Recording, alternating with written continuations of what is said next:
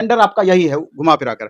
अब आप बात किए कि कोई स्टूडेंट 75 में 70 बना दिया, हाँ, 72 बना दिया, 65 बना दिया। बनाने के लिए तो आप क्या कीजिएगा 75 में 75 बना देंगे। हाँ, अब बहुत सारे हम देख रहे थे कि दिल्ली का एक सेंटर का रिव्यू हम देख रहे थे, वहाँ बिल्कुल। के एवरेज स्टूडेंट जो निकल रहे थे, वो सर हमने 72 बनाया है, हमने 70 बनाया है, हमने 75 में 75 बना दिया, बहुत अच्छा एग्ज़ाम गया। हुँ, तो बोलना कोई भी चीज़ में आसान है और जो रियल जेन्युइन कैंडिडेट है उसको अच्छे से पता है कि इस तरह के क्वेश्चन ईज़ी टू मॉडरेट में भी बहुत सारे ऐसे क्वेश्चन थे कि जो कि कन्फ्यूजन क्रिएट करने वाले क्वेश्चन थे। हुँ। तो इस तरह के क्वेश्चन में अगर 55 बना दिए, 60 बना दिए, तो वो आपका बेस्ट माना जाएगा क्योंकि 1/3 नेगेटिव भी है, लेकिन एक इस चीज़ बात को भी इग्नोर नहीं करना है। एक चीज़ और कह रहे थे सर छात्र। छात्र कह रहे थे कि 7, 6, 5, 8 हमने रिस्क लिया है, करंट अफेयर वाले सवालों को हमने रिस्क ले लिया है। नहीं, अब रिस्क आपने कितना जेन्युइन लिया है, हुँ, ये तो देखने वाली बात होगी हुँ, क्योंकि 1/3 नेगेटिव है हुँ, और जनरली देखा जाता है कि कभी भी 1/3 नेगेटिव में आप ज़बरदस्ती करने का प्रयास करते हैं, तो नेगेटिव आपको खींच खींच करके नीचे लेकर के आता है। हुँ, इस बात को ध्यान रखना है। इसलिए कोई भी स्टूडेंट 45 बनाए हैं, 50 बनाए हैं, 55 बनाए हैं, तो मेरे ख्याल से बुरा नहीं बनाए हैं, अच्छा बनाए हैं, दिक्कत नहीं है क्योंकि हुँ। 2,81,000 रिजल्ट मामूली रिजल्ट नहीं होता बिल्कुल, है, बिल्कुल। जबकि नंबर ऑफ स्टूडेंट की संख्या पिछले बार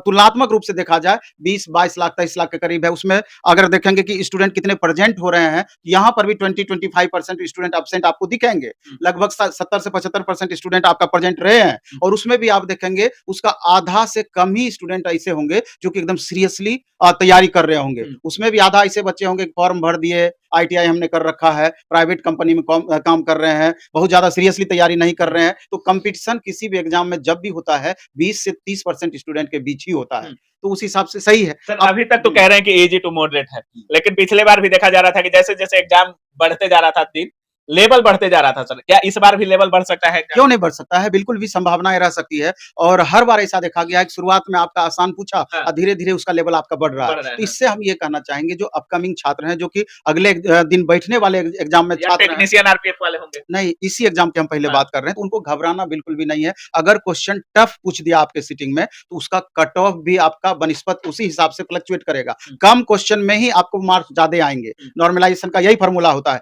टफ है, तो फ्लक्चुएशन ज़्यादा होगा। अगर ईज़ी है, तो फ्लक्चुएशन कम होगा। तो जितना आसान क्वेश्चन रहेगा, कॉम्पिटिशन उतना ही अधिक होना है, इस बात को आपको समझ में आना चाहिए क्योंकि वहाँ पर साधारण बच्चे भी उतना ही स्कोर कर बैठते हैं। तो एक-एक नंबर का बहुत ज़्यादा महत्व पॉइंट-पॉइंट में वहाँ पर जाकर के हो जाता है। सर जैसे कह रहे हैं नॉर्मलाइज़ेशन और कट ऑफ, आज तो हमारे रिव्यू में छात्र कट ऑफ भी बता रहे थे सर। बोल रहे थे कि 40 से 45 रहेगा भैया, कोई बोल रहा था कि 48-50 तक जा सकता है भैया।